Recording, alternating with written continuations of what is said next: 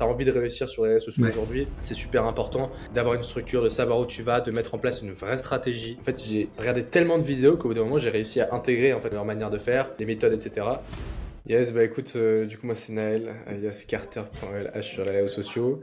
Je me suis lancé pendant le premier confinement, en 2020, donc à 16 ans. Voilà, je sais que là vous êtes jeune ici aujourd'hui, je me suis lancé à peu près à votre âge, hein, voilà, au même moment. Je me suis lancé tout simplement parce qu'en fait, je me faisais chier, c'était le confinement, j'avais rien à faire de mes journées, je me suis dit bon, pourquoi pas. Je suis tombé sur une vidéo YouTube d'un youtubeur qui s'appelle Pierre Elliott l'Allemand, je sais pas si vous connaissez, qui faisait énormément de vidéos sur le business en ligne, il partageait plein d'opportunités. Et donc je suis tombé sur une de ses vidéos et il se trouve que dans une de ses vidéos, eh bien, il montrait à quel point c'était facile de gagner des abonnés sur TikTok. Il faut savoir qu'à l'époque, quand même, il faut se repasser dans le contexte, TikTok, c'était pas du tout pareil que maintenant. C'est-à-dire que avoir TikTok à l'époque, c'était la honte. C'est-à-dire qu'en fait, tu disais pas que tu avais TikTok à des potes, tu disais rien du tout, et tu crées un peu du contenu en cachette. Donc, j'ai téléchargé l'application, et c'est vrai que j'ai commencé à remarquer qu'il y avait des personnes qui, en effet, créaient des vidéos qui étaient complètement pourries, et qui faisaient des millions de vues. Et donc, dès que j'ai vu ça, je me suis dit, bon, il y a quelque chose à faire. Donc, j'ai commencé à créer du contenu, moi, de mon côté aussi. Alors, au début, je faisais n'importe quoi. Je faisais des tendances, je faisais des playbacks, j'essayais vraiment de suivre les tendances du moment, ce qui n'a évidemment pas du tout fonctionné. J'avais aucune stratégie, je faisais n'importe quoi. Donc, j'ai posté pendant plus d'un mois, 2 fois par jour. J'ai réussi à gagner 500 abonnés. Je faisais 500 abonnés enfin 500 vues par vidéo, pardon. J'ai fait une vidéo à 10 000 vues et j'étais super fier. Euh, et donc, au bout d'un moment, je me suis dit, bon, là, ça fait un mois que ça y est, il y en a marre. Il va falloir penser à une stratégie. Donc, j'ai arrêté. J'ai créé un nouveau compte. Et là, je me suis posé, je me suis dit, OK, quelle va être ma stratégie?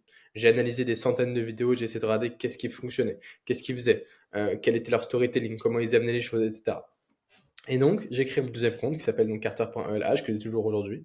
Et là, pour le coup, dès que j'ai appliqué ces stratégies-là, ça a directement fonctionné. J'ai gagné plus de 10 000 abonnés la première semaine, 50 000 abonnés le premier mois. En un an, j'ai gagné plus de 350 000 abonnés sur TikTok, donc c'était assez fou comme ascension. Euh, Après, j'ai créé mon compte Instagram aussi. Donc maintenant, j'ai plus de 360 000 abonnés sur Instagram. Et donc voilà, je suis là aujourd'hui avec vous. J'ai plus d'1,9 million d'abonnés, toutes plateformes confondues. J'ai créé mon agence aussi, Creator Elite. On pourra en reparler plus tard. Mais voilà, pour vous refaire un petit peu mon parcours. Ok. Et du coup, dans un premier temps, quand t'as recréé le nouveau compte, c'était quoi un peu les sujets que t'as abordés? De quoi est-ce que ça parlait? Ouais. En fait, justement, je me suis dit, ok, comment je pourrais avoir un concept qui finalement me permette de faire beaucoup de vues et que je connais bien. Et en fait, je me suis dit quoi? Je me suis dit, bon, en fait, moi, quand j'étais au lycée, j'avais pas mal de sites que je connaissais, que ce soit des sites de streaming ou des sites pour être plus productif, je sais pas moi, des sites pour t'aider à faire tes devoirs de maths, ce genre de choses. Et donc je me suis dit, ok, je vais partager ces sites-là et je vais voir si ça fonctionne. Et donc en fait, j'ai commencé à partager des sites utiles, que ce soit pour les étudiants, pour les entrepreneurs, pour n'importe quelle personne en fait, même des sites pour aider des gens dans la vie de tous les jours, que ce soit sur Amazon, j'en sais rien. J'ai commencé à partager aussi des petites idées de business qui me passaient par la tête. Donc c'est comme ça que j'ai explosé, ouais. Ok, ok, ok, tout ça va. Ok. Et après, ça s'est vraiment transformé sur justement les sujets dont tu abordes aujourd'hui, à partir de quel moment? Bah là, ça fait un an, même pas, que je parle de personal branding et création de contenu, voire même moins en fait. Parce qu'en fait, j'avais lancé mon agence avant de faire la transition au niveau de la ligne éditoriale. Donc là, Hmm. on va dire que ça fait vraiment 3 mois que je partage du contenu full personal branding, création de contenu. En fait, ça a été une grosse interrogation et j'ai quand même pris un gros risque à faire ça parce que moi, Hmm. ma source de revenus principale à la base, c'était les partenariats. Donc en fait, je Ok. collaborais avec plein de marques, que ce soit Binance, que ce soit LCL, Odoo, donc vraiment de belles marques, quoi. Et donc, en fait, forcément, ces marques-là, elles regardent le nombre de vues que tu fais. Évidemment, quand tu passes du jour au lendemain de partager des sites internet utiles qui fait beaucoup de vues à partager du contenu ultra niche sur la création de contenu de personal branding, forcément, tu as un drop dans tes vues. Même si, bon, je fais pas non plus 500 vues, tu vois, mais quand même, les vues diminuent énormément. Et donc, c'était un gros risque parce que je prenais le risque à ce moment-là que ces partenaires me lâchent. Alors, Hmm. ils m'ont pas lâché aujourd'hui et pour l'instant, j'ai de la chance. Je continue de bosser avec eux. Mais c'est vrai que j'ai plus trop de partenaires entrants parce que forcément mes vues ont diminué. Maintenant, je m'en fous parce qu'en fait, je fais des vues qui sont beaucoup plus qualitatives et ça me permet moi de développer mon agence à côté. Donc en fait, c'est pour le meilleur. Ouais, c'était devenu ton propre partenariat à toi, quoi. Exactement, je fais la promotion de mes propres produits. Donc au final, c'est mieux, mais c'est vrai que c'était un gros risque. En fait, à court terme, c'était un gros risque, quoi. Voilà, Hmm, Bien sûr. tu vois. Ok. ok. Et c'était quoi donc la stratégie que tu as mis en place pour passer comme ça de quelques abonnés à vraiment 300 000 abonnés? En fait, si tu vois, alors au début, je suis pas allé non plus dans le détail de la stratégie, hein. Ce qu'il faut comprendre, c'est que moi, j'ai juste analysé énormément de vidéos, j'ai essayé de comprendre ce qui marchait, les sujets abordés qui fonctionnaient bien. Je suis allé beaucoup regarder ce qui se faisait aux États-Unis. C'est toujours un hack, hein, pour tous ceux qui veulent se lancer. D'ailleurs, n'importe quel business, ils sont trop forts aux États-Unis, donc après, on peut aller regarder un peu ce qu'ils font et les réadapter en Europe. J'ai regardé notamment leur structure de hook. En fait, j'ai noté tous les hooks qu'ils utilisaient, qui fonctionnaient bien, etc. Comment ils amenaient, comment ils déroulaient leurs vidéos, comment ils storytellaient le truc, comment ils mettaient ça en scène aussi, tu vois. Et donc, en fait, j'ai regardé tellement de vidéos qu'au bout d'un moment, j'ai réussi à intégrer en fait leur manière de faire, les méthodes, etc. J'ai bossé sur mes hooks, j'ai bossé sur la manière de présenter les choses. Et puis voilà, après, j'ai créé des mini-séries aussi. Par exemple, j'avais les sites sous-cotés partie 1, 2, 3, 4, 5, 6, 7, 8, 9, 10, 11, etc. J'ai essayé de créer des séries comme ça et ça a super bien fonctionné. Mais au début, ouais, j'avais pas vraiment de stratégie vraiment poussée, quoi. De toute façon, c'était le début de TikTok, donc c'était beaucoup plus simple aussi pour faire des vues et gagner des abonnés. J'ai eu de la chance pour le coup, j'ai été là au bon moment, au bon endroit.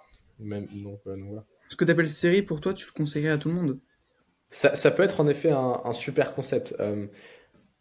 De là à le présenter en série, je sais pas. Maintenant, c'est important, je dirais, d'avoir un format qui t'est propre. Tu vas essayer de développer un format que personne n'a réussi à avoir jusqu'alors. Un format qui va te permettre aussi d'exprimer qui tu es vraiment.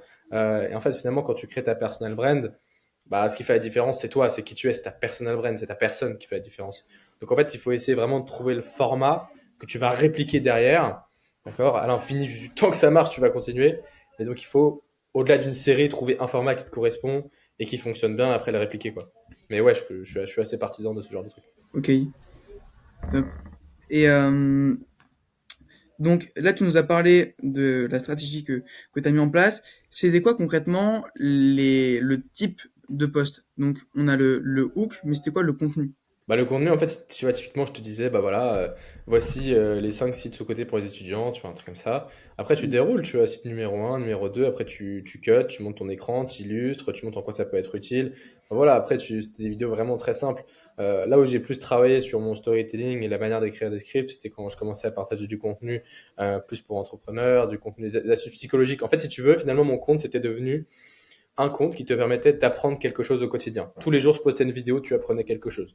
Donc, soit tu découvrais un nouveau site, soit tu découvrais une nouvelle idée de business, soit tu découvrais un axe psychologique que tu pouvais appliquer dans ta vie de tous les jours. Mais vraiment l'idée, ou des énigmes, tu vois, l'idée c'était de te challenger au niveau mental aussi. Enfin, voilà, en fait, l'idée c'était vraiment d'apprendre des choses aux gens. Et donc, quand j'ai commencé à écrire des énigmes, quand j'ai commencé à écrire des vidéos sur des astuces psychologiques, c'est là qu'en fait ton storytelling entre en jeu. Par exemple, tu vois, ce que tu peux mettre en place, c'est des doubles hooks. Tu fais un hook principal, un hook secondaire. Après, tu déroules ton storytelling. Après, je sais pas si vous avez envie qu'on rentre vraiment dans la technique d'écriture de script des vidéos. Non, ça va être intéressant. Mais Ouais, ça peut être intéressant pour les gens justement qui veulent essayer de captiver les gens, même avec des sujets qui sont moins mass market ou quoi, parce que justement comme tu as rebrandé tout ça et que tu parles à des gens d'un sujet qui intéresse moins la masse, mais des gens vraiment spécifiques, les ouais. entrepreneurs, les gens qui ont envie de développer leur brand ou quoi, ça peut être intéressant justement de comprendre comment est-ce que toi tu fais pour idéationner tes vidéos et même pour écrire des scripts ou quoi. Ouais, donc comment je trouve les idées et tout. Ouais, Ouais. carrément. En fait, si tu veux, aujourd'hui, il faut vraiment arriver à trouver son ikigai. Tu vois, je sais pas si vous connaissez les concepts japonais. C'est-à-dire, en fait, trouver à la fois un contenu qui résonne avec ce que tu aimes faire, ce que les gens ont envie de voir et ce qui fonctionne. Voilà. Et donc, en fait, si tu as ces trois choses-là, ta vidéo, il y a 98% de chances qu'elle fonctionne bien. D'accord? Donc, il faut déjà aller faire une étude de marché.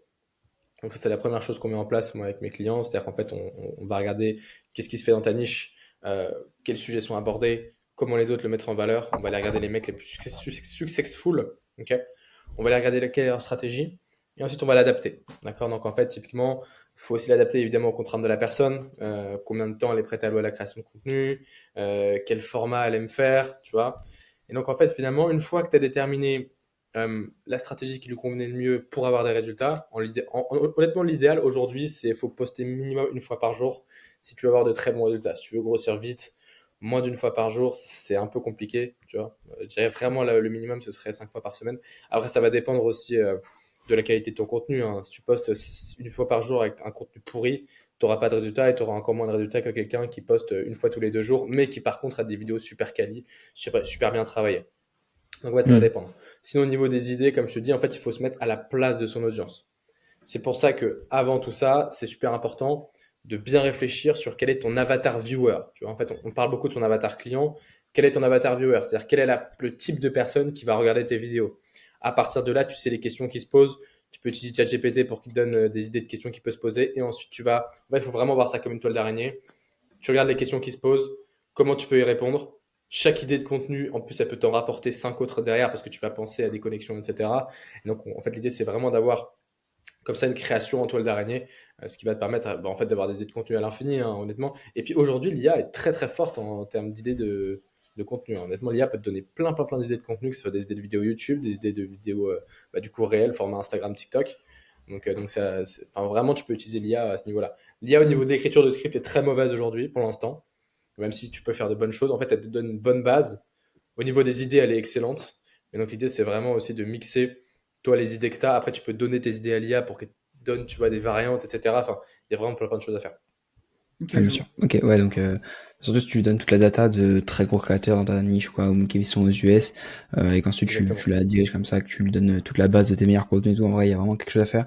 Moi, je sais que j'ai un Claude, enfin, une conversation Claude, où justement, je lui ai envoyé tous les meilleurs créateurs desquels je vais m'inspirer, je lui ai envoyé tous les meilleures vidéos, tous les meilleurs posts que j'ai fait ou Mm. quoi.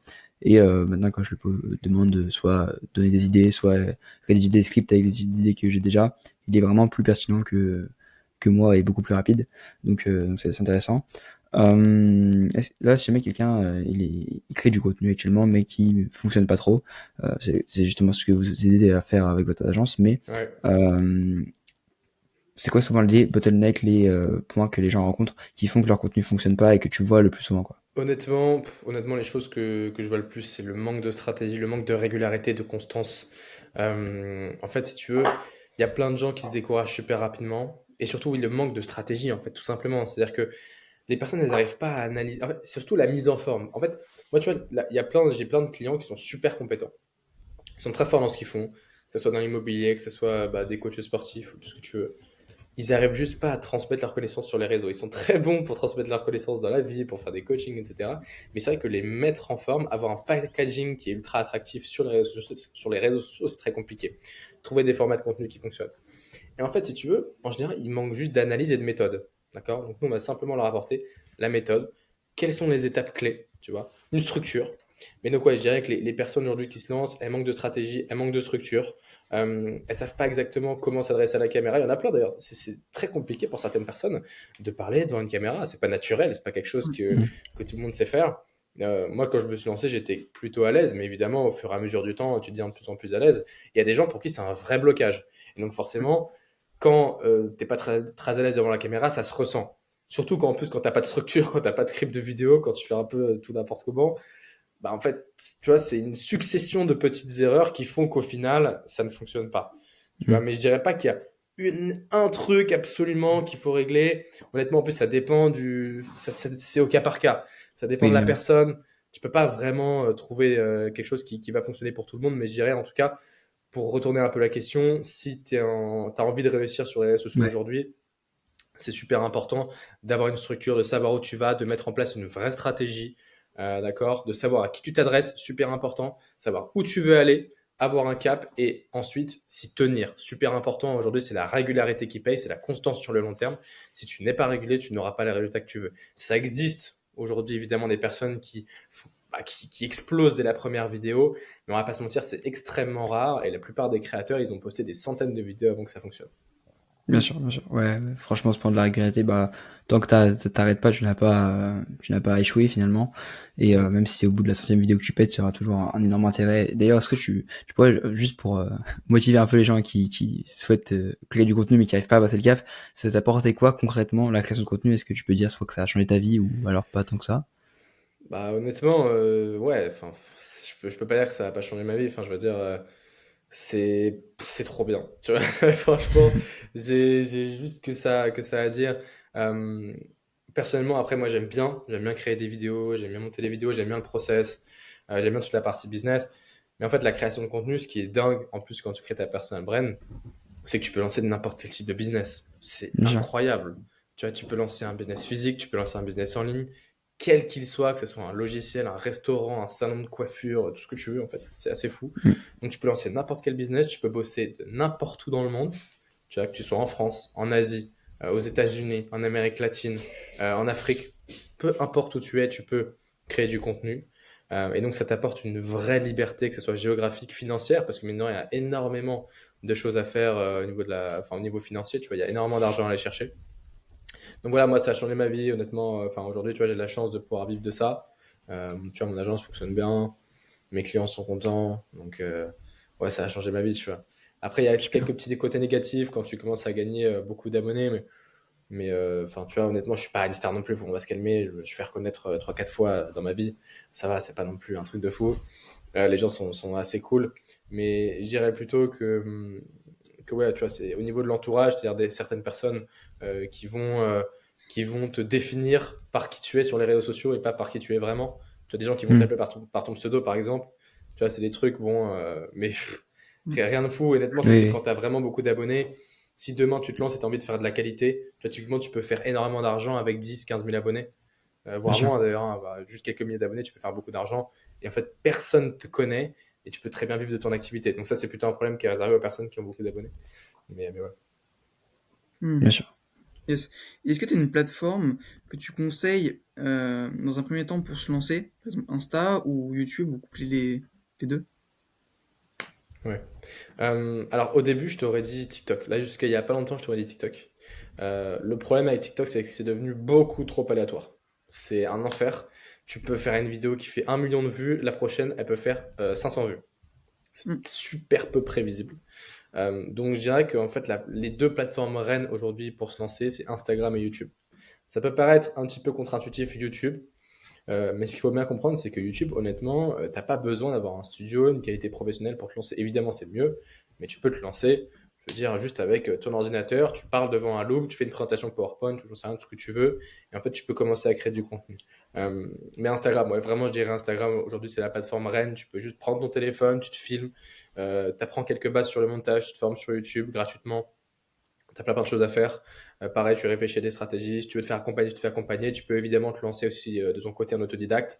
Ça prendra plus de temps, etc. Mais tu peux largement le faire. Euh, donc ouais, vraiment Instagram, je dirais que c'est la plateforme reine pour se lancer. D'autant plus qu'ils ont copié TikTok avec les réels. Donc en fait, les réels vont faire partie de ton contenu de croissance. Et c'est ça qui va te permettre de gagner des abonnés, de te faire découvrir par de nouvelles personnes.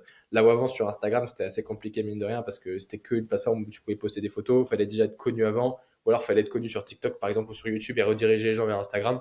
Aujourd'hui, tu peux te faire découvrir sur Instagram. C'est ça qui est super puissant. En plus, après, tu as un potentiel derrière pour le business qui est incroyable avec les stories, avec les DM. Enfin bref, c'est trop fort, quoi. Ouais, bien sûr. Et justement, est-ce que tu as une stratégie particulière pour les stories? C'est-à-dire, Je sais que par exemple, moi, je suis en mentoring et j'ai une stratégie, par exemple, faire plutôt une story de rétention, puis ensuite, je vais amener une ouais. transformation, puis ensuite de la valeur, un témoignage. Est-ce que tu as une stratégie, toi, particulière pour ça, pour les stories? Donc, pourquoi pas faire de la conversion? Ouais, c'est ça, la conversion, les stories de conversion, il parle, je pense.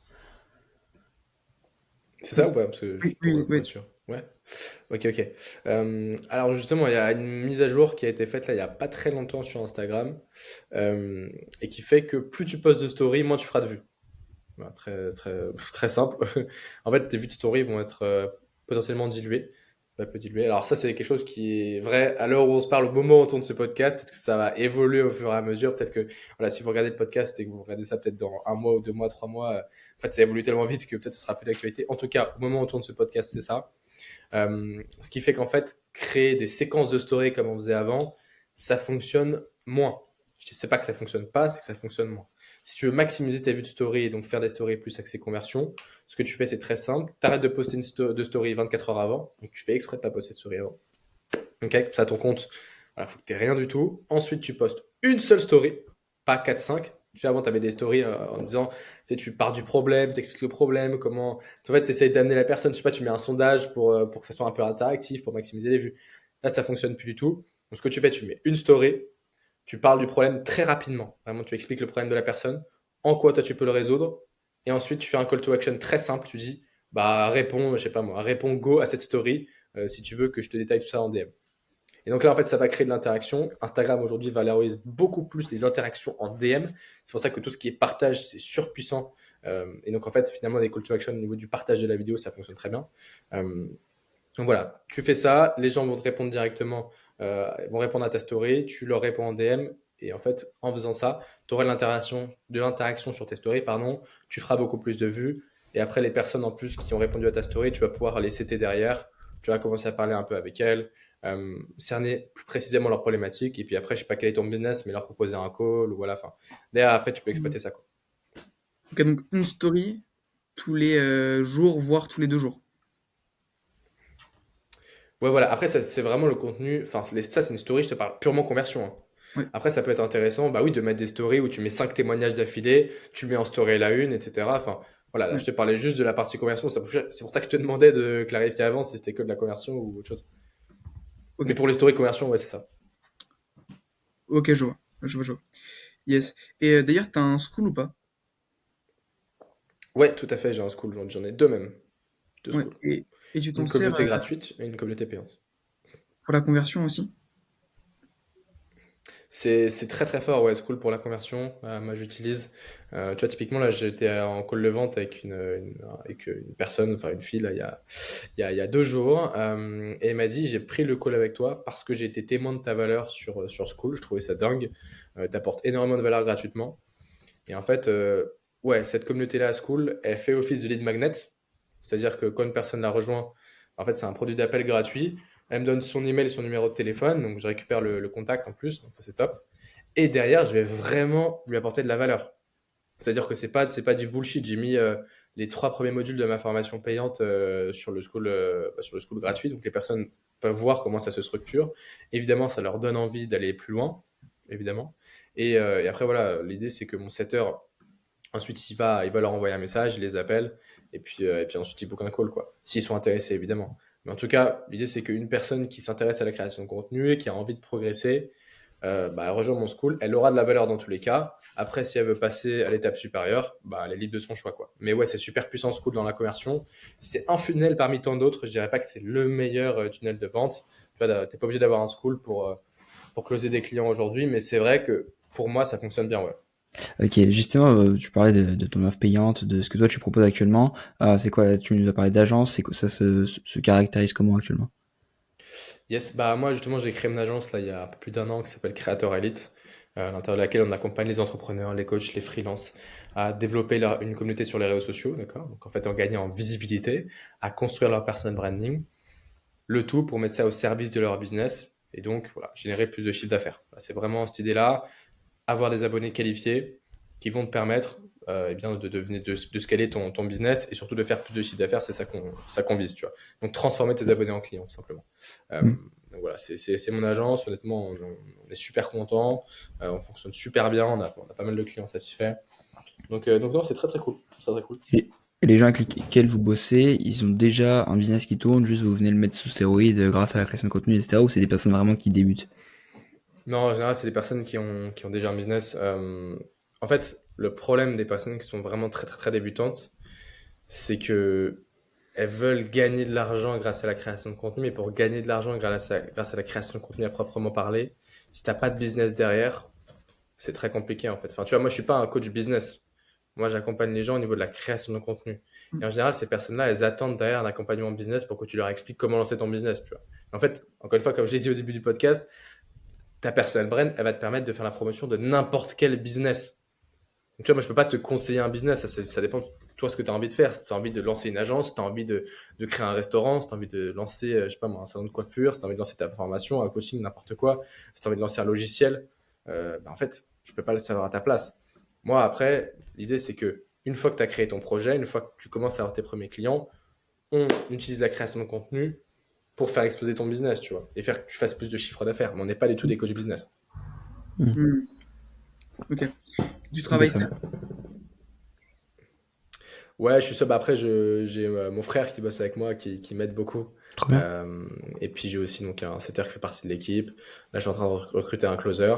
Voilà, donc l'équipe s'agrandit petit à petit, c'est cool. Après, j'ai beaucoup de travail du coup parce que je fais beaucoup beaucoup de choses tout seul. Mais en vrai, moi j'aime bien. Franchement, ça qui en fait, je pourrais déléguer. Honnêtement, je pourrais mettre des gens, mais je me dis j'aime bien le faire. Ça rogne un peu ma marge si je recrute des gens. Bah, après, pour ce qu'elle est, je vais être obligé de recruter des gens au final, en fin de compte, hein, mais bon, pour l'instant, j'aime bien, donc je continue comme ça, ouais. Mais ouais, l'équipe s'agrandit petit à petit. j'aime bien faire les choses petit à petit. J'ai pas envie de me brûler les ailes. Tu vois, recruter des gens pour recruter des gens, histoire de dire oui, c'est bon, j'ai une grosse équipe.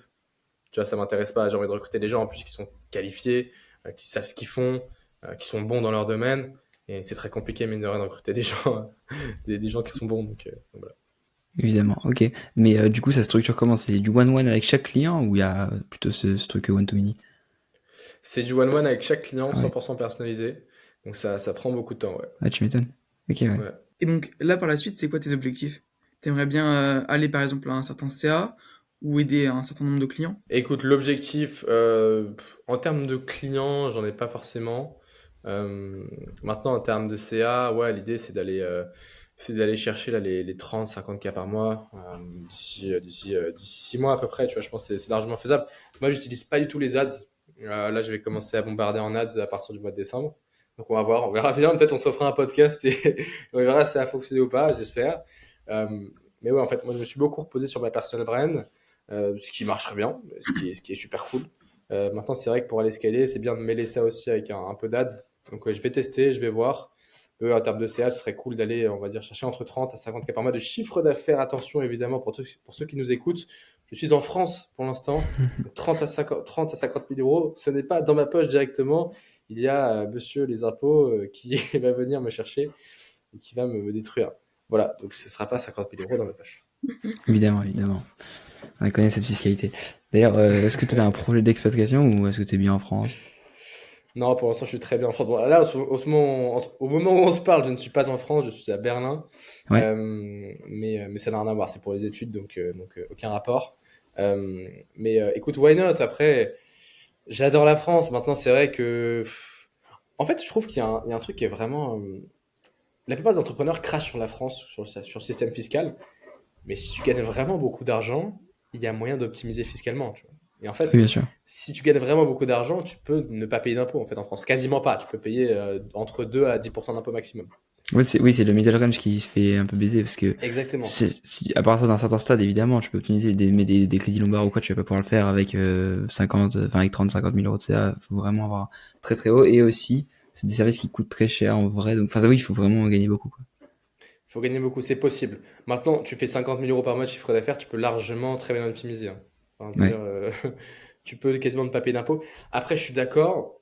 En fait, le problème, c'est que tu ne t'enrichis pas personnellement. Le problème de ce genre tu de réinvestis personnes, tout c'est dans qu'elles l'économie vivent à sur faire, leur quoi. boîte. Ouais, Mais en fait, tu vis sur ta boîte. C'est-à-dire que tu fais tout bien passer sûr. en frais de société, mais en soi, sur ton compte perso, bah, t'as rien, tu vois. Alors que si tu pars demain, si tu t'expatries, tu payes beaucoup moins d'impôts. Et en plus, l'argent que tu as, c'est l'argent que tu as à toi. C'est à toi, Bien là, c'est sûr. sur ton compte bancaire. Donc c'est vrai que ouais, why not? Pourquoi pas m'expatrier? Après, où, je sais pas, j'en ai aucune idée. Euh, pff, Tout le monde parle de Dubaï, tout le monde parle de Dubaï en ce moment. Dubaï, moi, personnellement, why not? Mais après, je suis jamais allé, Oui, tu oui. vois, ça reste loin. Je sais pas. Honnêtement, moi, j'adore l'Europe, j'adore la France. Il y a énormément de choses à faire ici en France. Euh, Tu peux payer beaucoup moins d'impôts, il y a moyen de défiscaliser, donc il y a plein de choses à faire. En fait, pour moi, Ouais, pour partir, il faudrait vraiment je sais pas, qu'il se passe un truc, que je me prenne un gros contrôle fiscal et que je me dise, bon, ouais, ça y est, j'en ai marre. En fait, il faut qu'il y ait un déclic, quoi. Mm. ouais, Pour bien sûr. l'instant, j'ai de la chance, tout se passe bien, donc bah, j'ai pas de projet d'expatriation. Ok, je vois carrément. Et attends, tu viens de dire un point que je savais même pas. T'es encore en études là? Ouais, tout à fait. Après, vous êtes plus en Tu études, vous? si, lycée, nous. Ouais. Ok, parce que je me dis, putain. Ok, ok. Ouais, je suis encore en études. Écoute, je suis en école de commerce à l'ESCP Business School. Je sais pas si vous Ok, connaissez. oui, bien sûr. Super. Voilà, donc C'est une grande école, non? ouais, ouais, c'est cool. Franchement, je suis très content d'être là-bas. Bah, c'est pour ça que je suis à Berlin aussi en ce moment, parce qu'en fait, Ok, on a un campus à Berlin. On a 6 campus en Europe. Donc moi, j'ai choisi celui de Berlin pour l'instant. Je reviens à Paris là pour le deuxième semestre. ok. Mais ouais, en fait, ce qui est bien quand tu es en école de commerce, c'est pour ça aussi que j'ai choisi l'école de commerce. J'avais été pris à Dauphine aussi. Dauphine, bon, tu bosses énormément, énormément. J'aurais été obligé de mettre mes projets de côté. Euh, et donc, en fait, en école de commerce, là, on a cours 2 jours par semaine, ce Hmm. qui me laisse 5 jours par semaine pour bosser sur mes projets, ce qui est largement assez. Et donc voilà, ouais. T'as pas la possibilité, genre, de te mettre en stage chez toi-même ou en alternance dans ta propre boîte, un truc comme ça? Si je peux en soi maintenant, Ouais. tu vois, j'ai quand même envie d'avoir un bon plan B. Honnêtement, on va pas se mentir, l'entrepreneuriat, Ah oui, ça oui. reste risqué, on sait jamais ce qui peut arriver. Je vois. Donc j'ai quand même envie d'avoir un plan B solide. D'accord, donc faire des stages dans des grosses boîtes, des trucs qui Ah me oui, ok. sécurisent quand même un minimum. En fait, j'ai promis à mes parents que j'allais avoir mon diplôme, donc là, il me reste 2 ans. Euh, D'ici 2 ans, normalement, si tout se passe comme prévu, bah, en fait, je pourrais faire un petit peu ce que je veux. Je pourrais me lancer dans l'entrepreneuriat, continuer ma boîte. Peut-être j'aurais lancé une autre boîte d'ici là, on ne sait pas de quoi demain est fait. Mais en tout cas, ouais, j'aurais mon diplôme, j'aurais sécurisé quelque chose, j'aurais tenu ma promesse auprès de mes parents. Et c'est Important. super important. Tu vois, en fait, j'ai le temps de faire des choses à côté. C'est pas comme si j'étais en full time sur les études et Ouais, que j'avais pas le temps de développer mon projet à côté. Là, j'ai le ouais, temps c'est de bien. faire les deux largement. Pour l'instant, ça me convient. On va continuer comme ça. Ok, Mm. trop bien, ouais, c'est un bon rythme. Hmm. Ouais. Et Vous avez t'arrives envie de faire des études ou pas d'ailleurs? Est-ce que ça vous chauffe? Ou alors vous allez drop out à 18 ans? Ouais, ça va être ça personnellement parce que pour plusieurs raisons. D'abord, je pense que j'ai pas le même niveau scolaire que toi ou quoi, et que du coup, ça a moins de sens. Tu sais, si j'avais été pris dans des grandes écoles ou quoi, peut-être que ça fait plus sens. De plus, ouais, moi, je suis vraiment pas mal pris parce que je fais actuellement et j'ai envie de développer à fond. Donc, voilà, plus me lancer à fond sur ça. Ok, trop bien. Et et toi, bon, bah, Manel, du coup? moi, l'idée, c'est que j'arrête les cours et puis que je me lance à 100% dans mon business. C'est un petit peu ça l'idée. Ok, Parce que trop bien. donc, Trop, trop bien. toi, t'en as tiré quoi et t'as implémenté quoi dans ton business via tes études que tu fais? Alors, qu'est-ce que j'ai tiré de mes études? Pareil, c'est un truc. Moi, honnêtement, je trouve ça scandaleux, tous les mecs sur les réseaux qui vont te dire que l'école ça sert à rien. Je sais pas si vous êtes d'accord avec moi. Personnellement, je trouve que l'école c'est fondamental. Ça m'a appris énormément de choses. Ça m'a appris la rigueur, ça m'a appris le travail. Euh, Ça t'apprend à réfléchir quand même. Ça t'apprend à bien t'exprimer. Ça t'apprend à savoir bien écrire. Ça, c'est des compétences qui sont applicables dans le business directement. Voilà, ça t'apprend même les relations finalement avec les autres, hein, parce que bah, Ouais, l'école, bien sûr. t'es avec tes camarades. Pour moi, c'est fondamental. Je suis très très content d'avoir fait des études, de continuer à faire des études. Est-ce que ce que j'apprends, je peux directement l'appliquer dans mon business? On va pas se mentir, 90% non. Au lycée, c'est 99% non, Hmm. voire plus. Non. Ouais. Parce qu'en Dans fait, au l'école de lycée, bah, co, ça va peut-être plus voilà, sens. en école de commerce, exactement. Moi, je suis plutôt orienté finance. Donc, en Ouais. fait, tout ce qui va être comptabilité, etc., gestion, bah, c'est des trucs que je peux implanter directement dans mon business. Ça, oui. Tu vois, typiquement, mes bilans, mes comptes de résultats, bah, je les fais moi-même, typiquement. Donc, ça, c'est vraiment top. En fait, j'ai pas besoin d'un comptable. Bon, après, c'est la partie chiante, hein, ça, c'est la partie du comptable. Mais en tout cas, j'ai une compréhension des états financiers. Je sais comment ça fonctionne. Un comptable, il pourra jamais me la mettre à l'envers. Tu vois, typiquement. Donc, en fait, voilà, c'est quand même super utile. Et c'était quoi déjà l'autre question? C'est qu'est-ce que j'en ai tiré? Qu'est-ce que quoi? Que tu as su Excuse-moi. implémenter du coup de tes études dans ton business? Ouais, bah après, ouais, franchement, c'est quand même assez bullshit hein, ce que tu apprends à l'école. En fait, pour moi, il faut aller sur le terrain, il faut se confronter au marché. Mais c'est vrai que ça te donne des idées quand même, tu vois. C'est-à-dire que tu es à l'école, tu es entouré de personnes potentiellement ambitieuses. Après, ça va dépendre aussi dans quelle école tu C'est es, ça. C'est ça. quelle est ta filière. En tout cas, moi, j'ai toujours été entouré de personnes qui étaient assez ambitieuses, tu vois, et ça peut donner des idées de business. Typiquement, nous, à l'ESCP, on a une asso entrepreneuriat. Il y a plein de personnes qui lancent plein de business différents. Tu peux avoir des synergies avec d'autres personnes. Tu peux créer des vrais liens. Et donc, ça, c'est vraiment top. Donc, en fait, oui, tu peux tirer des choses évidemment de l'école. Mais ça, c'est vrai que c'est moins applicable en fait. C'est vrai qu'au lycée, c'est plus compliqué, ouais. Ouais, moi je pense que ça dépend vraiment beaucoup de là où Mm. t'es aussi. Et si jamais tu as un truc justement où c'est un peu le modèle, tu sais, école 42, toutes ces choses-là, ou même les grandes écoles de Mm. commerce, ça peut faire sens. Et c'est surtout, ouais, dépendamment des profils aussi. Si jamais t'es quelqu'un qui arrive bien à suivre ce genre de cours, quoi, ça peut être très bien. Moi je pense que ça dépend vraiment des cas, quoi. C'est ça, mais je trouve ça vraiment un peu abusé, tous ceux sur les réseaux qui vont dire que l'école ça sert à rien, que les études c'est pourri. Bah, tu saurais Tu pas vois, lire sinon, enfin, quoi. bah c'est ça en fait. Enfin, je veux dire, ça t'a quand même appris énormément de choses et puis même juste la rigueur en fait. Tu vois, enfin, c'est essentiel en fait. Mais je pense que sinon il y a beaucoup de gens qui se lèveraient même pas. Enfin, tu sais, rien que ça te fait te lever à 6 heures du mat, Mm. c'est une forme de Et discipline. mine de rien, enfin, je suis désolé, mais la culture, c'est super important quand tu veux créer des relations avec des gens. Si tu connais rien, si tu connais pas Mm. l'histoire de France, enfin, si tu t'es nul en géographie, tu sais même pas situer n'importe quel pays sur la carte, enfin, je veux dire, ça va être compliqué d'évoluer dans la société, tu vois, mine de rien. Donc, après, Même ça te ils vont te dire ça fait oui, mais la marcher le société, c'est cerveau. scandaleux, il faut changer la société, il faut se libérer de ces chaînes, à mort la rat race, bon, d'accord, mais mine de rien, en fait, tu peux pas faire grand-chose. Hein, enfin, à moins d'être Macron, et encore même Macron, je pense qu'il peut pas changer grand-chose à son échelle. Tu peux pas vraiment faire Mm. bouger les choses. Donc oui, en fait, il y a du bon à prendre de partout. Dans l'école, il y a du bon à prendre. Il faut arrêter de diaboliser l'école. Personnellement, ça m'a beaucoup apporté. Et puis voilà, ouais. Est-ce que justement gérer entre l'école et le business, surtout quand t'étais peut-être plus pris et que t'avais genre, je sais pas, 5 jours par semaine ou quoi, ça a pu être Ouais. compliqué ou est-ce que t'as toujours réussi à quand même bien gérer ton temps? Non, ah ça par contre c'est compliqué. Ça évidemment, je vais Oui. pas mentir aux gens, leur dire que c'est facile. Ça c'est sûr, c'est des sacrifices. Moi en plus quand j'étais au lycée, donc à votre place, je faisais aussi de la natation en compétition. J'avais 6 entraînements par semaine, 2 séances de préparation physique par semaine. Donc, tous les jours, de 18h30 à 20h30, j'allais m'entraîner, j'avais les compétitions le week-end. Donc t'imagines bien entre ton emploi du temps où tu fais du 8h, 18h tous les jours, plus 2 heures d'entraînement le soir, tu rentres à 20h30 complètement lessivé, plus les compètes le week-end, bon pas tous les week-ends, c'était très compliqué de s'organiser, mais pour le coup, je n'ai jamais été aussi productif qu'à ce moment-là. C'est assez Ok. dingue en fait. Je trouve que plus tu te mets des contraintes, plus tu as de choses à faire, plus tu es productif. Dans la limite du raisonnable, évidemment. On ne peut pas non plus être bon partout. On peut pas non plus faire 50 choses en même temps. Mais tu vois, ouais, franchement, ça a été compliqué. Ça l'est toujours aujourd'hui, mine de rien, parce que j'ai quand même beaucoup de choses à faire. Les études, même si je suis en école de commerce, je vous ai dit que j'avais 2 cours par semaine, mais on bosse quand même, hein, mine de rien. Ça, c'est un vrai mythe aussi qu'il y a en école de commerce. Enfin, en tout cas, nous, à l'ESCP, on bosse quand même pas mal. Euh, donc, euh, donc ouais, c'est compliqué. Maintenant, si tu es bien organisé, si tu es bien structuré, si tu sais où tu vas, si tu vois, tu as bien organisé ta semaine bien comme il faut, tu peux à la fois avoir des résultats dans le business et à l'école. D'accord. Donc, tu peux avoir de bonnes notes et en plus euh, avoir des résultats dans le business. Et tu peux aussi t'autoriser une petite marge pour sortir avec tes potes et avoir une vie sociale parce qu'on va pas se mentir. Si tu devais juste travailler jour et nuit sur ton business ou alors bosser tes cours, en fait, tu deviens fou.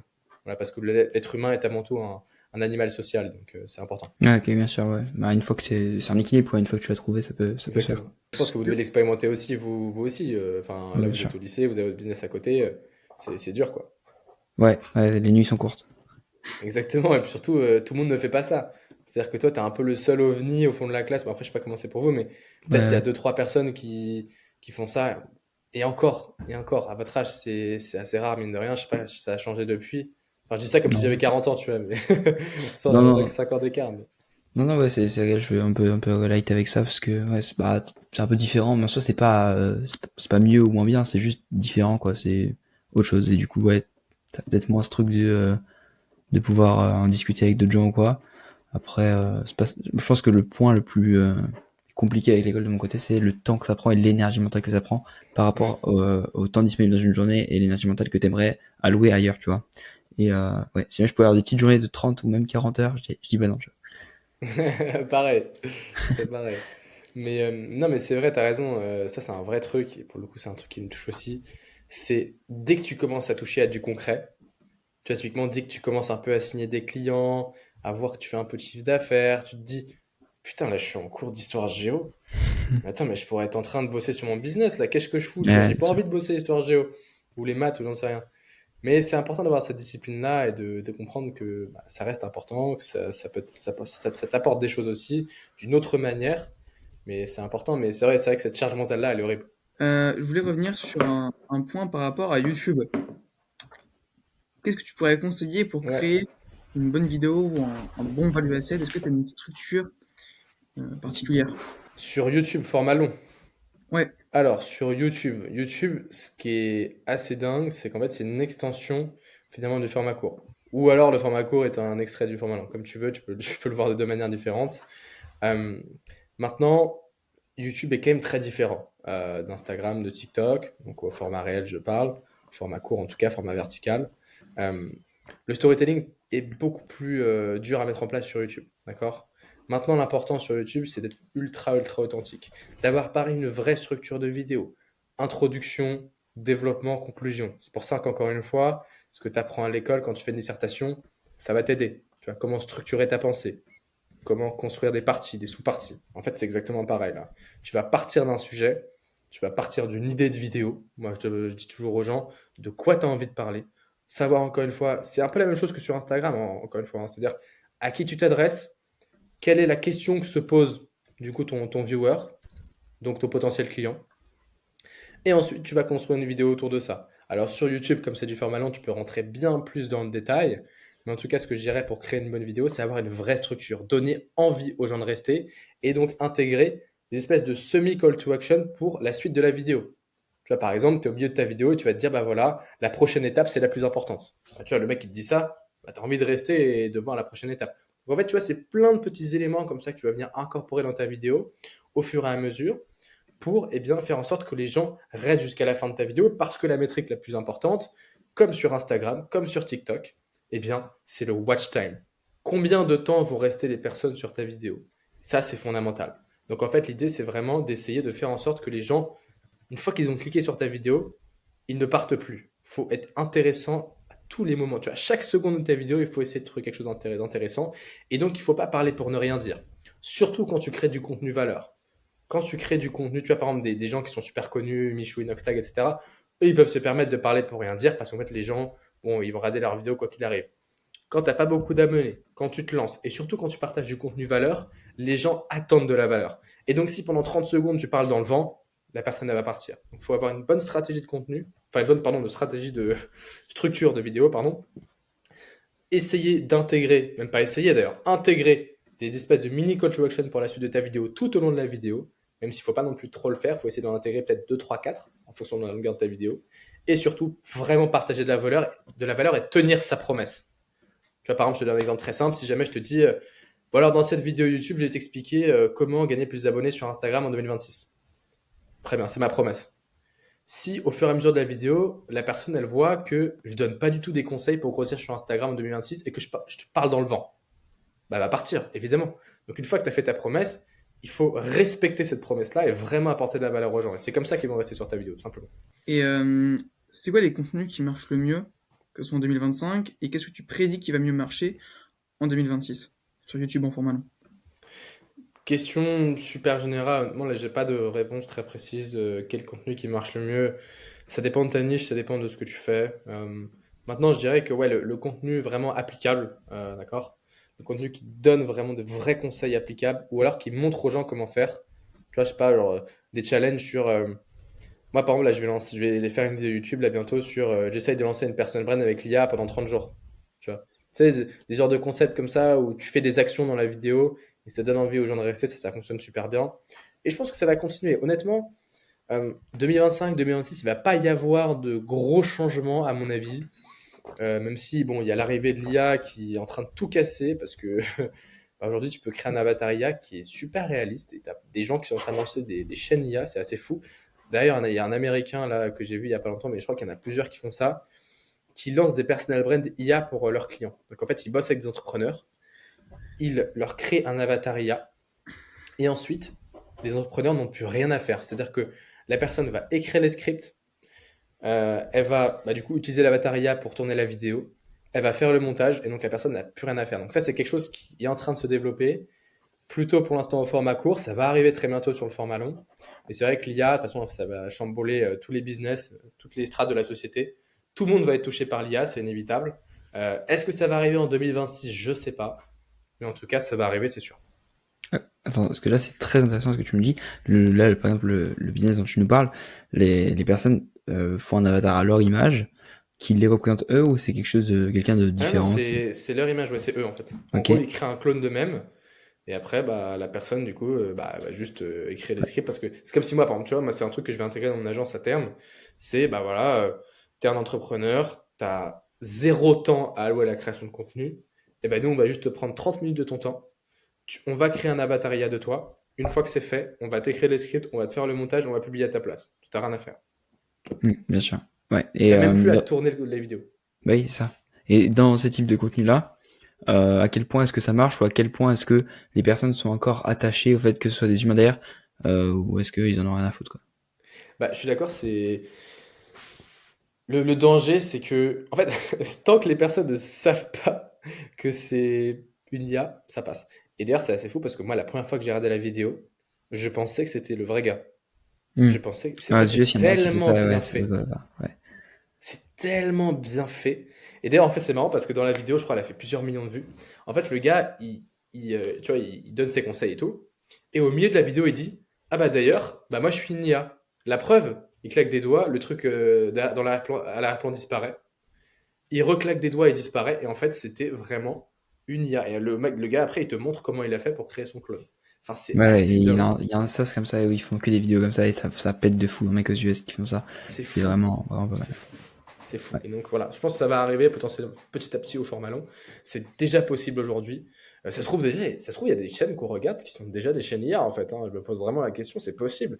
Ou parce que juste ils l'ont pas dit, parce qu'en effet, tu vois, si demain moi je regarde une vidéo et je sais que c'est une IA, ça me donne moins envie de regarder la vidéo.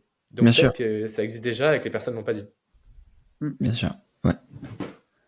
Mais il y a cette mention là, tu sais que t'es obligé de mettre de base mention IA, mais bon, est-ce que les gens ont vraiment quelque chose à foutre? Non, soit il y a plein de gens qui le mettent Bien pas. sûr. Il y a plein de gens Ouais. qui le mettent pas.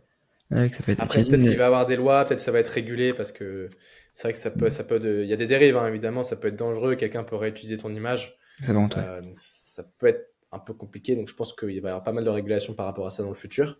Mais en tout cas, pour l'instant, ouais, tout le monde s'en fout un peu. Oui, oui, même dans un objectif purement de création de contenu pour un business ou quoi, je pense que ce sera tout à fait légal. C'est juste, ouais, à quel point est-ce que les gens vont en avoir, enfin, vont mettre de l'importance sur le fait que ce soit un humain derrière ou non. C'est vraiment la question fondamentale, je pense. Exactement. Après, j'ai envie de dire, je pense que les gens vont s'éduquer petit à petit.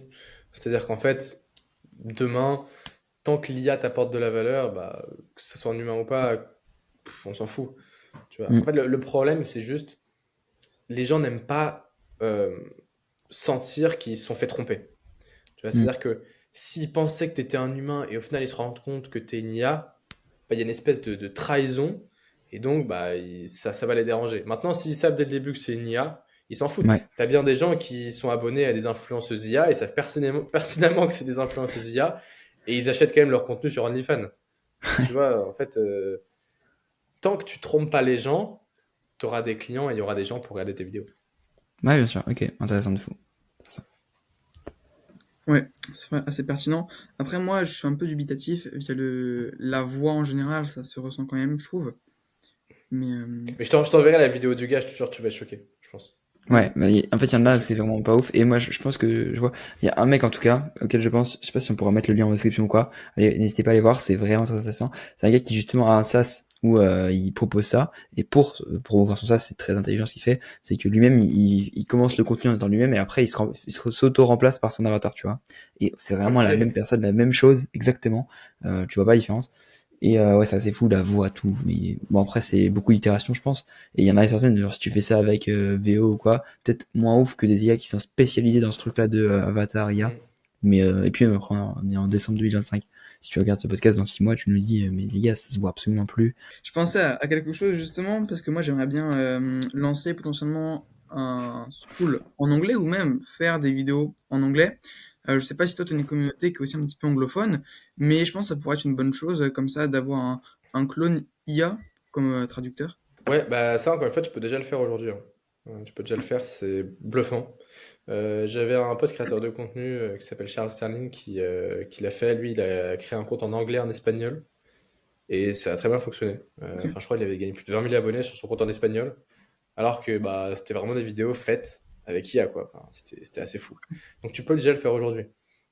Et d'ailleurs, je sais pas si tu as vu, mais Instagram, alors je sais pas si c'est disponible en France, je sais plus. Je crois pas. En tout cas, moi, quand je le sais, ça fonctionne pas pour l'instant. En fait, c'est Instagram qui va traduire automatiquement ta vidéo en fonction du pays dans lequel se trouve ton viewer. Typiquement, tu Hmm. crées du contenu du coup en français. L'IA d'Instagram va automatiquement le traduire en espagnol si le mec parle espagnol, en anglais s'il est aux États-Unis ou en Angleterre ou en Australie, tout ce que tu veux, en indien, en chinois, enfin bref, dans n'importe quelle langue. Hmm. C'est déjà fait sur YouTube Short, ce sera la même chose du coup sur Insta, quoi. Ouais, Voilà, exactement. Ok. ok, incroyable. Ouais. Donc finalement, tu n'auras même pas besoin, toi, de le faire. Après, oui, tu peux créer des clones dans tous les pays, mais ouais. Ouais. Et tu conseilles de le faire plutôt avec un compte spécial pour les Anglais ou pour les Américains, donc où tu parles anglophone avec ton clone, ou tu restes sur ton compte principal pour amener plus de flux dessus. Donc c'est-à-dire quoi? C'est-à-dire que tu gardes ton compte où initialement tu parlais français Ouais, et ensuite tu commences à créer des vidéos en anglais, c'est ça que tu veux dire? ouais, le double de tes vidéos. Bah, c'est pas forcément opti parce que là, tous tes abonnés ils parlent pas anglais. Donc Mm. en fait, le problème c'est que tu vas commencer à créer du contenu en anglais. Peut-être qu'il y en a 10% qui comprennent bien l'anglais. Bah, du Mm. coup, tu perds 90% de ton audience. Donc non, c'est mieux de créer un autre compte anglais, ouais, avec ton avatar IA, où là tu repars de zéro, certes.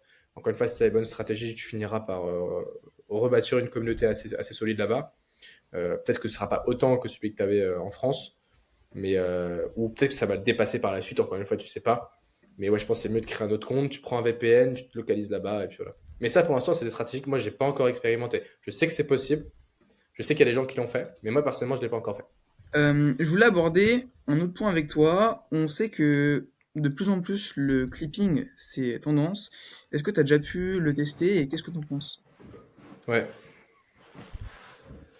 Pour l'instant, non, moi je l'ai pas encore mis en place, mais c'est surpuissant. C'est surpuissant, j'ai vu pas mal de créateurs en effet le faire. Euh, c'est extrêmement fort. De toute façon, ça fonctionne bien. Ça a été tiré des US encore une fois. Les US ont commencé. C'était plutôt les streamers Twitch qui faisaient ça au début pour mettre en avant leur live. Mais, euh, mais ouais, c'est super fort. Ça te permet d'avoir une visibilité énorme. En plus, ça te demande finalement assez peu d'investissement parce que les clippers sont assez peu payés. Enfin, tu vois, en fait, on va pas se mentir. La plupart des clippers, à moins qu'ils fassent des centaines de milliers de vues ou des millions de vues, ils gagnent pas tant que ça. Mais tu vois, un clipper qui te fait 10-20 000 vues, s'il fait 50 vidéos sur toi, euh, fois 10 clippers, bah, tu vois, ça fait énormément de vues. Donc en fait, ça t'apporte une visibilité qui est absolument dingue. Il y a plein d'agences qui sont développées dans le clipping, des agences qui proposent justement de développer tes réseaux grâce au clipping. Maintenant, tu vois, je dirais plutôt que c'est quelque chose que tu vas mettre en place quand vraiment tu veux scaler, quand tu veux scaler à un très très haut niveau. Quand tu fais 5, 10, 15 cas par mois, je pense qu'il y a d'autres leviers à actionner qui sont plus pertinents. Et surtout, il faut une base de contenu qui est absolument énorme. Parce que pour que tes clippers aient une variété de contenu à mettre en avant, en fait, il faut avoir posté énormément de vidéos au format long notamment.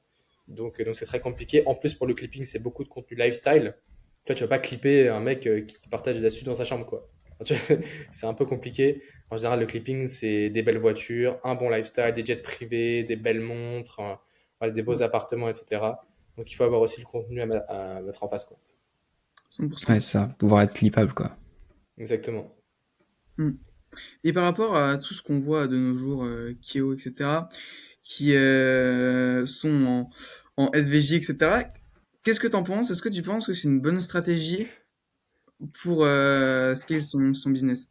Bah, honnêtement, bon, Kyo, on va pas se mentir, il est qu'à 15 fois plus loin que moi dans le business. Donc, est-ce que je suis la personne la plus pertinente pour lui donner des conseils? Je sais pas. Je pourrais lui donner des conseils au niveau de sa création de contenu. Sa création de contenu est top.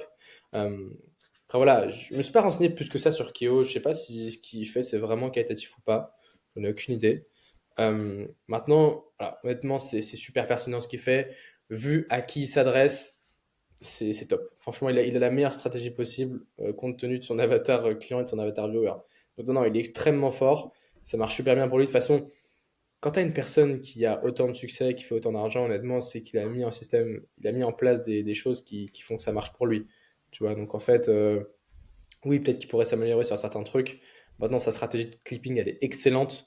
Ses vidéos, elles sont parfaites vu les personnes auxquelles il s'adresse. Donc non, ouais, non, franchement, c'est très très fort ce qu'il a fait, bravo à lui. Yes. Et peut-être aussi quand on est plutôt dans le coaching business, à ce moment-là, ça peut être un peu plus intéressant de montrer ce que les gens voudraient au final avoir, comme des belles voitures, des Exactement. comme ça. C'est une stratégie comme une autre. C'est-à-dire qu'en fait, euh, lui, ce qu'il vend, c'est quoi? Lui, il vend le fait que grâce à sa formation, tu vas gagner X euros, que tu vas devenir libre financièrement. Donc évidemment, pour te convaincre, il va montrer que lui, il a une vie de rêve.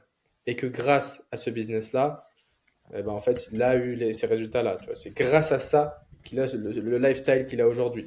Donc en fait, c'est pour ça que je te dis, ça dépend de ton offre, encore une fois. Pour des offres beaucoup plus corporate, si tu des entrepreneurs, si tu des mecs qui s'en foutent de ton lifestyle, bah, c'est débile de créer du contenu où bah, tu vas montrer tes montres. Tu vois. Enfin, faut apporter de la valeur. Ça dépend de ce qu'attend ton audience et ça dépend de ce que tu vends. Donc, ouais.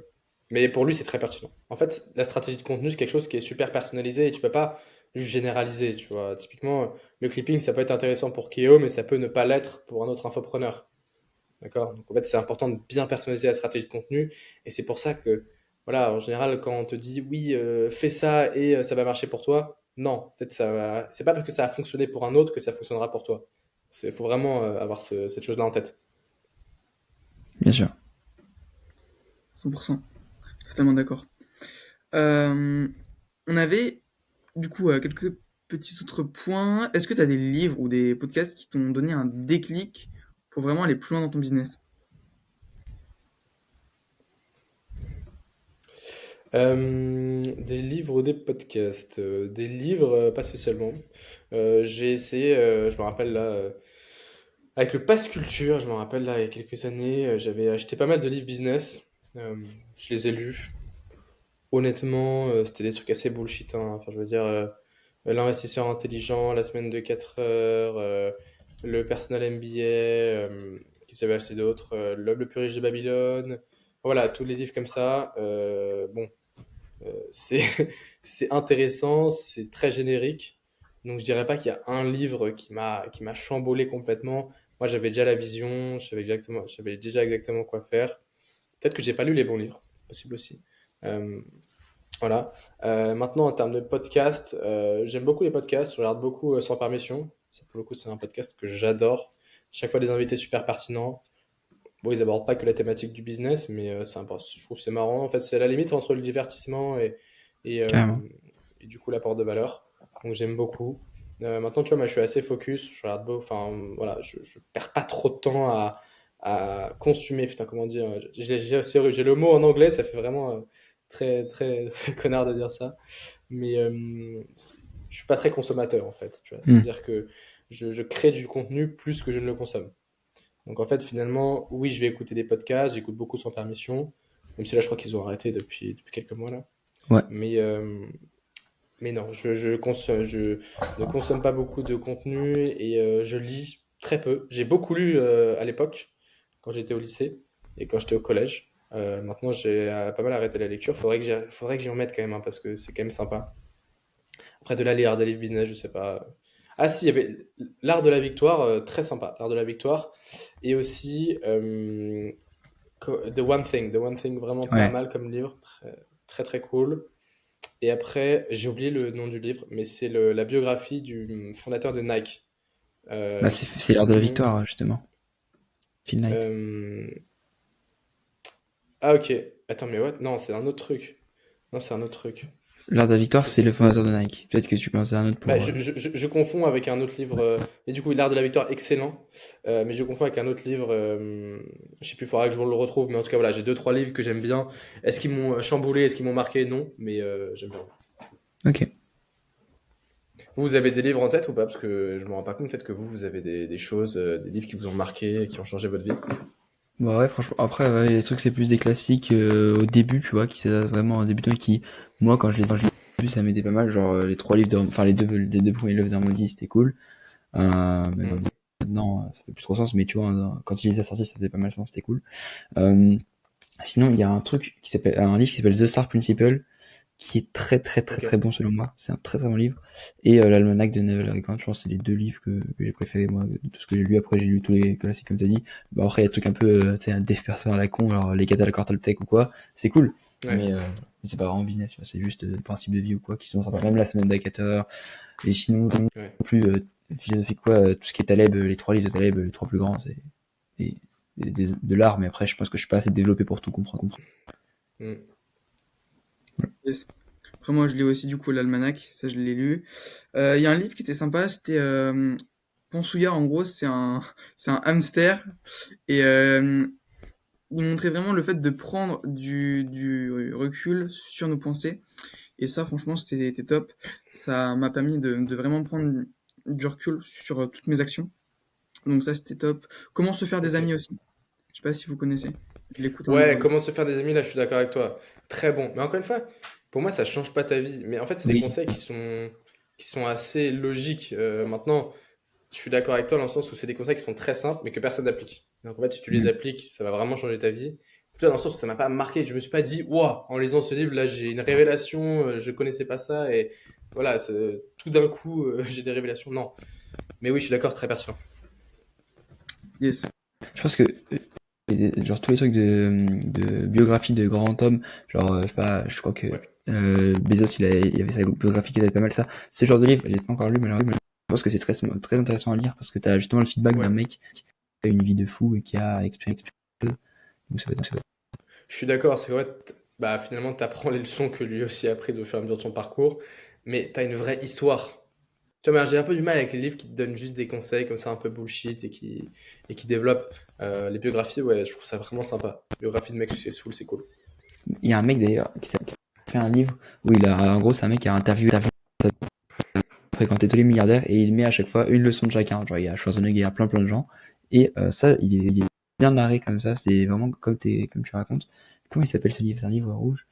Truc des géants. Non, des géants. Secret des géants, un truc comme ça. Ok. Ouais, c'est ça, le secret des géants, je crois. Bon.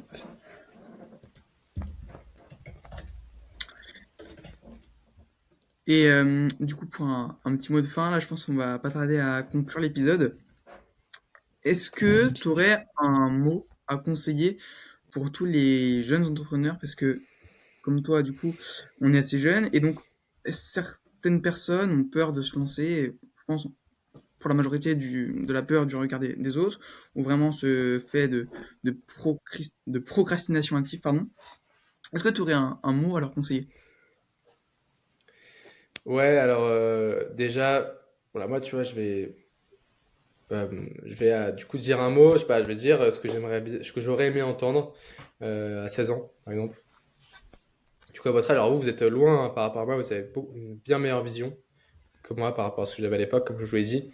Euh, je dirais juste, et une vision business, une vision long terme, même si tu es jeune, même si évidemment tu as envie de profiter de la vie, même si tu sais pas de quoi est fait demain, tu sais même pas quelles études tu as envie de faire potentiellement, tu sais pas si tu vas arrêter l'école, et une approche professionnelle day one. Demain, tu commences une activité, tu te considères déjà comme un professionnel. Alors au début, peut-être que tu vas fake it until you make it, peut-être que tu vas finalement faker des compétences. En tout cas, forme-toi. C'est tes plus belles années, tu apprends super rapidement. Tu choisis un domaine précis, un truc que t'aimes, tu surfes sur une tendance, bref, en gros, tu crées ton ikigai, d'accord? Donc, ce que tu aimes faire, ce que les gens veulent voir et ce qui fonctionne. Tu fais quelque chose qui est à la croisée de ces trois critères-là. Une fois que tu as fait ça, tu te formes un maximum. Tu as une vision business day one. Tu t'entoures, essaies de t'entourer au mieux. Alors, tu vois, c'est encore une fois très bullshit de dire ça, mais tu essaies de t'entourer de personnes qui ont à peu près le même mindset, même si je trouve ça aussi très important d'avoir des gens qui pensent pas comme toi. Pourquoi? Parce qu'en fait, si tu Hmm. parles business toute la journée, tu vas devenir fou. Tu vas péter un câble.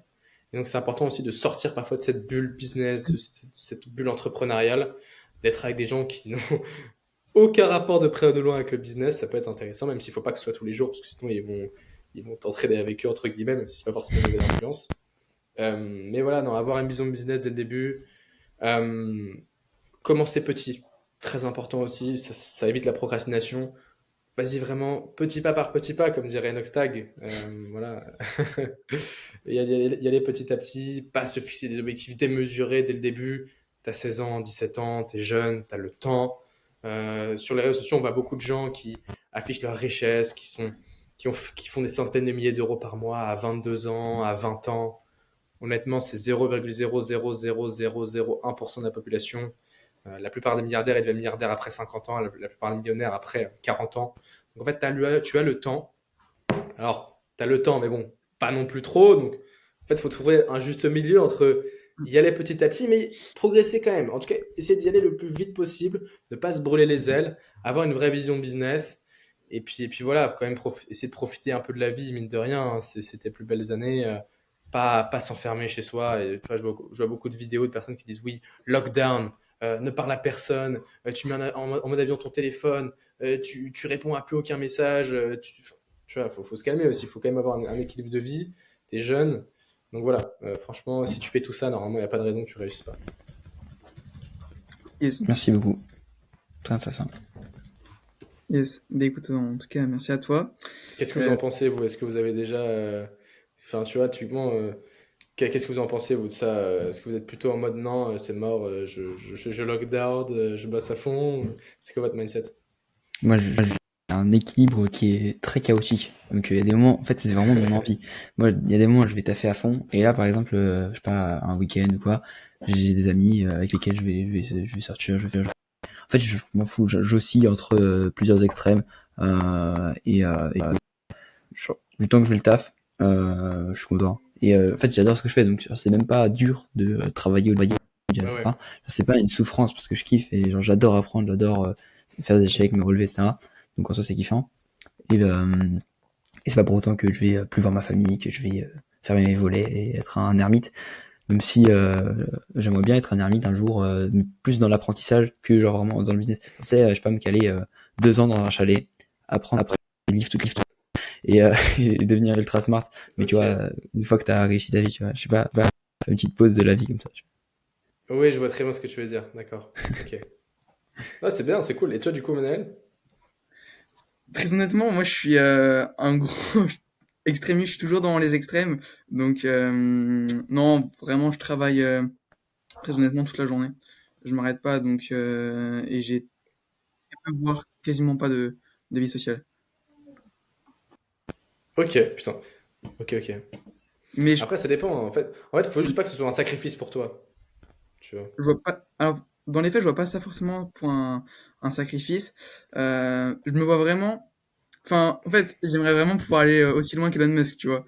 Je sais que je le ferai sûrement jamais, mais je vais tout faire pour le faire, tu vois. C'est comme ça que je vois ma vie. Mais alors, je sais pas si c'est la bonne chose pour la majorité des personnes, mais du moins, c'est ce qui me rend heureux pour moi. En fait, ouais, c'est une différence d'envie, de mentalité. Tant que t'es Ouais, aligné avec ce que toi tu veux profondément, ouais, je bien pense sûr. que c'est ok. Ouais, ça, c'est un truc qu'on peut rajouter, typiquement. C'est ne pas suivre les tendances. Enfin, je veux dire, faut suivre Mm, ce que tu as envie de faire, toi, au fond de toi. Là, en ce moment, c'est grave la tendance à l'entrepreneuriat, lancer sa boîte, machin. Tout le monde n'est pas fait pour être entrepreneur. Tu as des gens qui sont salariés, qui sont de très très bons salariés. Et mm. heureusement d'ailleurs, parce que sinon, quand on cherche à recruter quelqu'un, on ne trouverait personne de compétent. Donc Ouais, en bien fait, sûr. ça dépend de toi. Honnêtement, tu peux pas dire à quelqu'un, lance ta boîte, lance ta boîte, lance ta boîte. Si tu lances pas ta boîte, tu n'auras pas réussi ta vie. Chacun Mm. réussit sa vie à sa manière. Bien sûr, c'est Évidemment, sûr. bah, je pense que c'est un gros travail d'introspection en vrai, et apprenez à vous connaître, Ouais. c'est trop important. Sachez qu'est-ce qu'il y a au plus profond de vous, et c'est trop important ça. Mm. Et puis, t'as pas la même part de Carrément. responsabilité non plus. C'est sûr que quand t'es entrepreneur, t'as quand même en général beaucoup plus de stress. Et être salarié, t'as moins de stress. Effectivement, tu travailles moins, t'as des heures, tu rentres chez toi, t'es tranquille. Donc, c'est vraiment quand même deux mondes différents, je pense. Mais il y en a pas un qui est plus ou moins bien que l'autre. Ça dépend de la personne, comme tu disais, ouais.